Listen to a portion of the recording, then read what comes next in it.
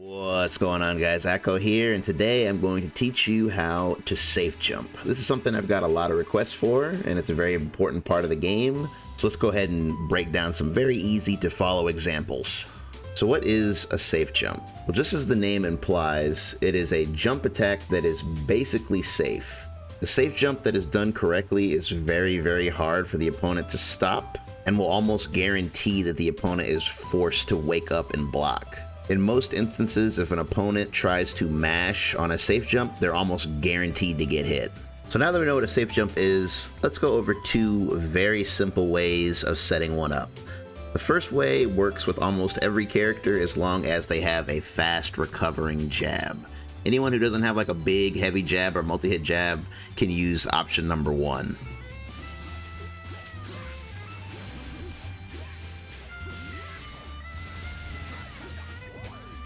As you can see, very, very simple stuff here. After you get your basic B and B done, you're going to hit 5L the moment you hit the ground. That's the only part that's really important. Make sure you hit that 5L as soon as you hit the ground, and as soon as you hit 5L, you're going to hold up so that your character will jump as soon as they can, and then on the way down, you're going to press heavy, and as soon as you press heavy, you're going to hold back. That's the most important part, that you're going to hold back, and that will complete the safe jump. Option number two is also very reliable and very easy as well. So this option works better for characters with slower jab recovery. So here you're going to get your knockdown, and this time you're going to hold up all the way down. That way, as soon as you hit the ground, your character will jump. And before they hit the ground, you're going to do a delayed air dash to keep yourself in the air, and then you're going to press heavy and then hold back, just like with the other setup, and that completes the safe jump. Now, whichever option you choose to use is going to depend on your character and the kind of knockdown you get, so it's important to practice it to make sure your safe jump is actually a safe jump. So how do we test to see if it's a proper safe jump or not?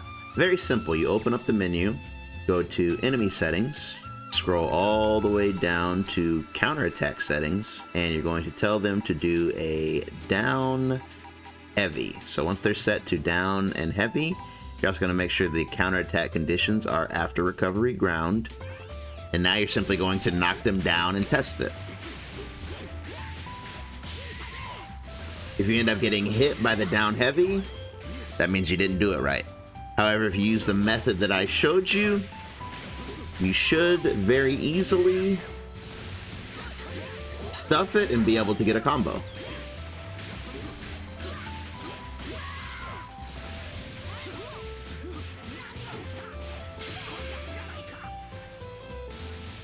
Now, what happens if your opponent has a special wake-up option like a DP? Well, that's the good thing about safe jumps, is they're primarily designed to beat DPs, wake-up level 3s, and special wake-ups in general. We can also test this very easily by opening up the menu, going to enemy settings, and once again in counterattack settings, we're going to tell Gogeta to do a DP this time by scrolling over to the correct input. Got 214H here. So now once he gets knocked down, he's going to do his DP, and this will allow us to practice against it. So as long as you do the setup right, you should be able to beat the DP cleanly.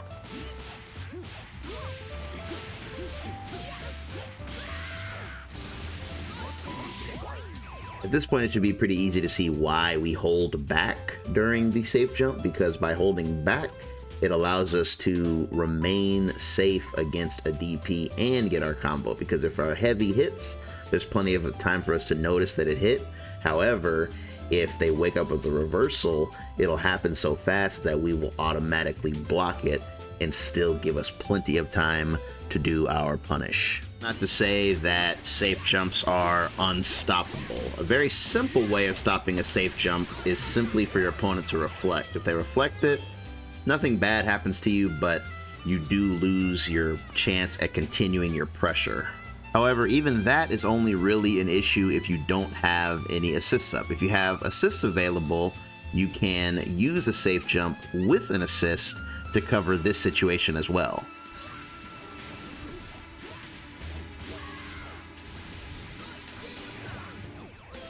As you can see, by simply doing the safe jump setup as you normally would, but with the added bonus of just pressing the assist button around the time you would press your heavy, you get a chance to lock your opponent back down with the help of your assist and come back in to continue your pressure.